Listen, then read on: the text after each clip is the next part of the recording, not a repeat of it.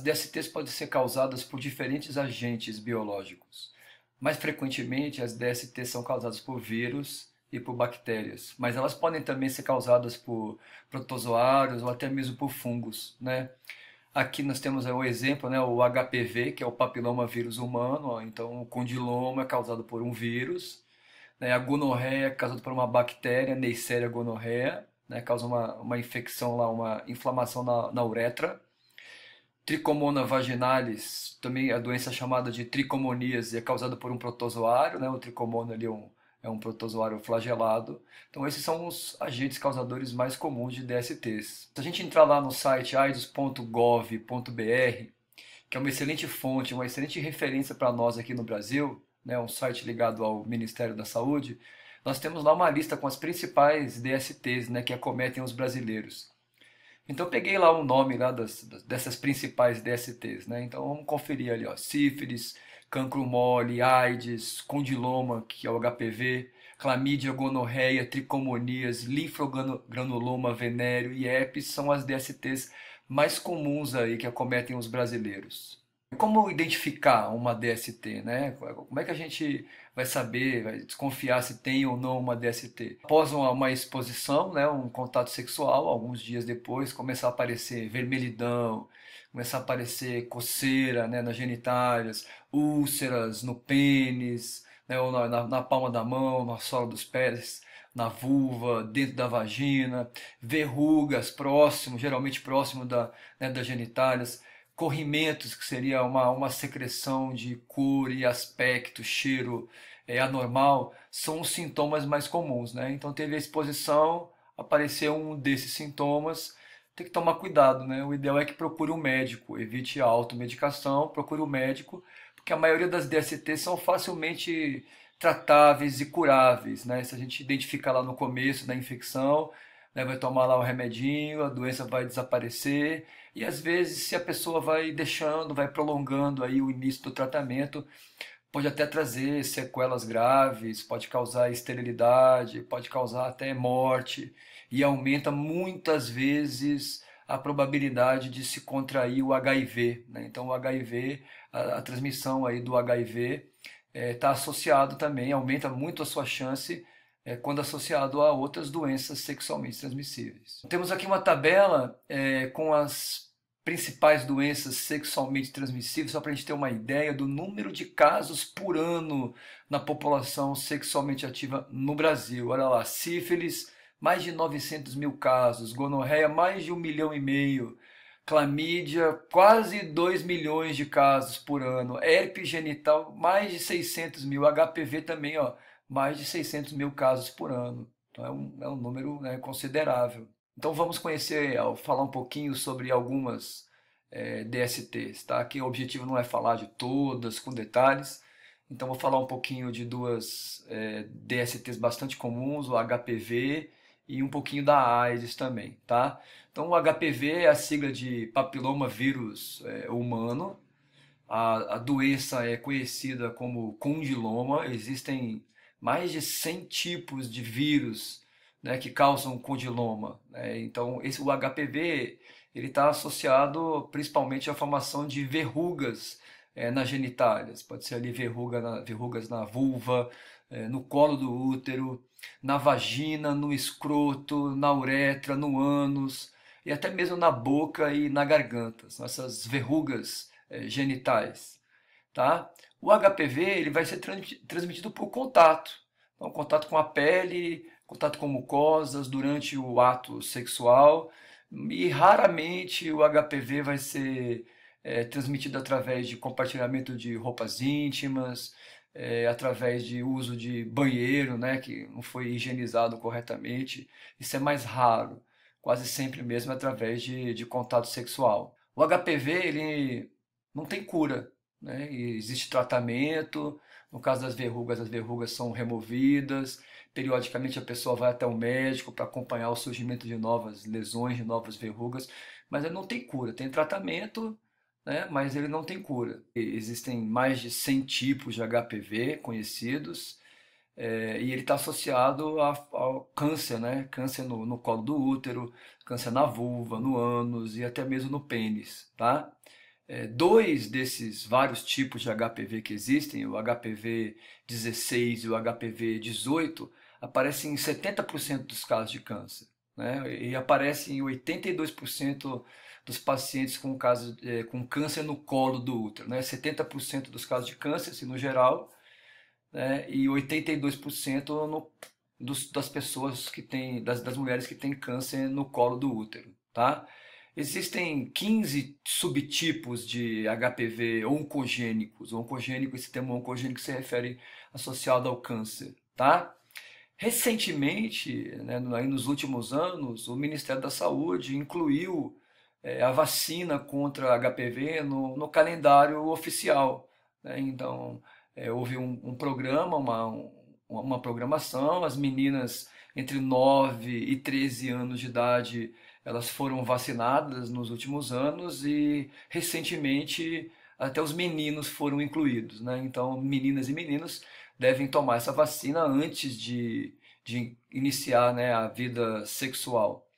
E todas as meninas, elas têm que, a partir da adolescência, a partir do início aí da vida sexual, fazer um exame anual preventivo, chamado lá de Papa Nicolau, onde o médico vai coletar ali células da mucosa ali, do colo do útero, e vai mandar para o laboratório e vai ser investigado para ver se essas células apresentam alguma anormalidade, né? Então, como alguns tipos de HPV estão associados ao câncer no colo do útero, é importante, né? O sucesso no tratamento de qualquer tipo de câncer está diretamente relacionado ao diagnóstico precoce. Então, se inicialmente for detectado alguma anormalidade, esse câncer no colo do útero ele pode ser tratado e pode ser curável, né? Se demorar demais, pode ocorrer até metástase, né? Esse câncer pode espalhar para outras partes do corpo, diminuindo a chance de cura, né? De sobrevivência. Então, a AIDS é a sigla de Síndrome da Imunodeficiência Adquirida. Os primeiros casos de AIDS no Brasil foram no início da década de 80. Nos Estados Unidos surgiram no final da década de 70, quando um grupo de homens começou a apresentar sintomas ali comuns, e aí foram investigar o comportamento desses homens e viram que a maioria deles eram frequentadores de saunas gay.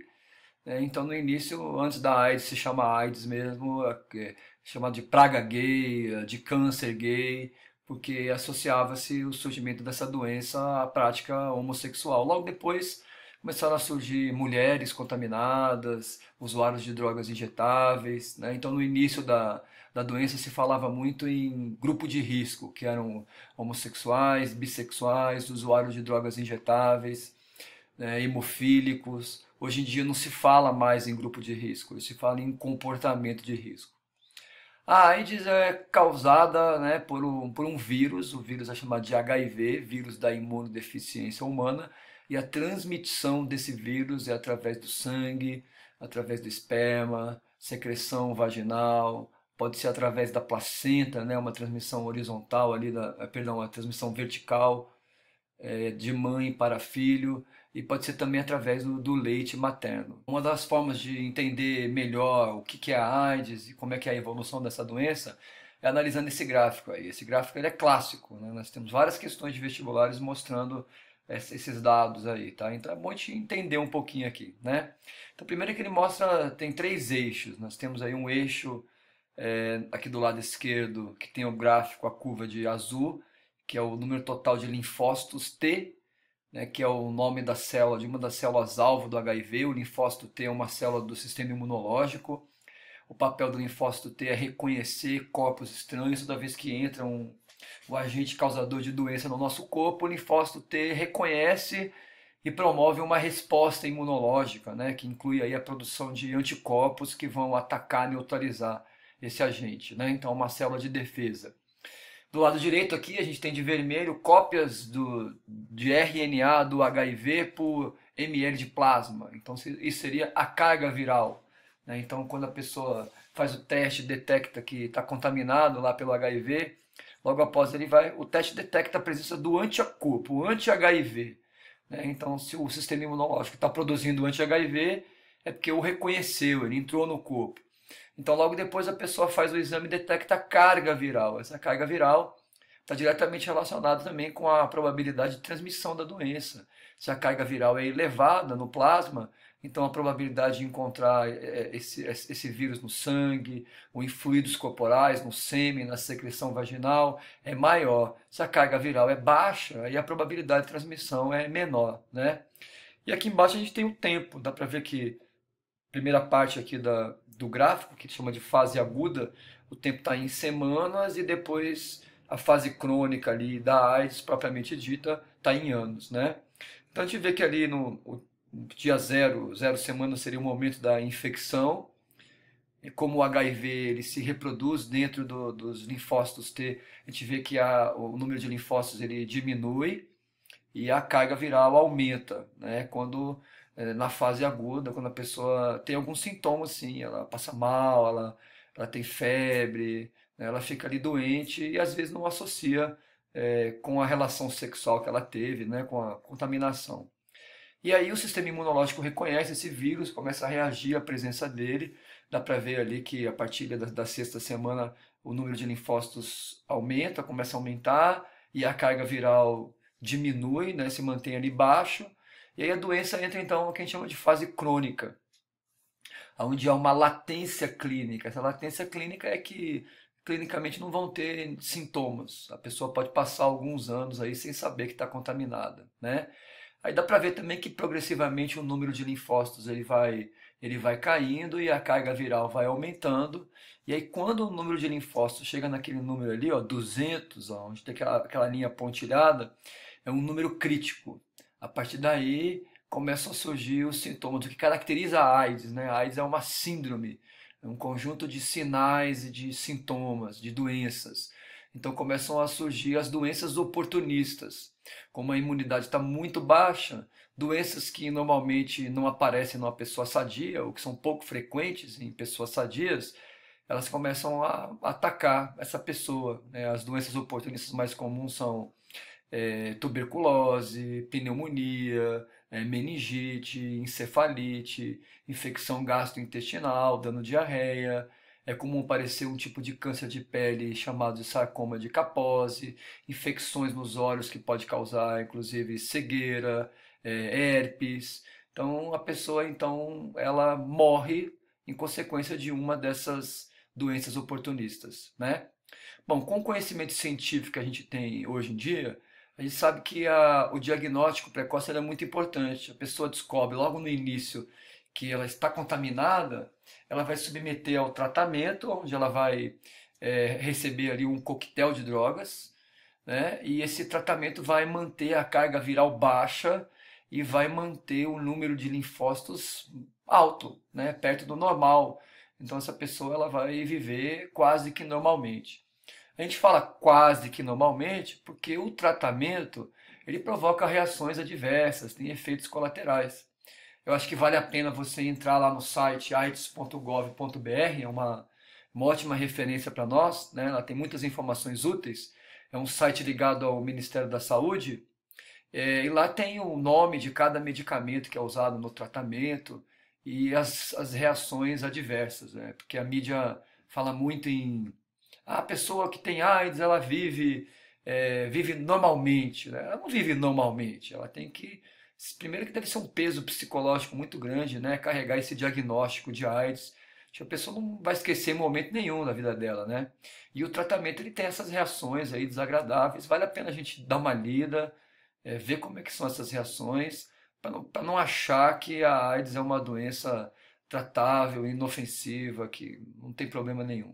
No começo da história da AIDS, da infecção da AIDS, ela é chamada de praga gay, câncer gay, né, como se fosse um castigo para os homossexuais, né, um absurdo. Mas logo depois começou a aparecer mulheres contaminadas, né. Nós temos aqui dados, essa tabela é interessante, que temos ali a taxa de detecção por cada 100 mil habitantes, temos ali os anos em que for de cada dado, né, de cada traço desse, e nós temos ali o número de homens e de mulheres contaminadas, tá?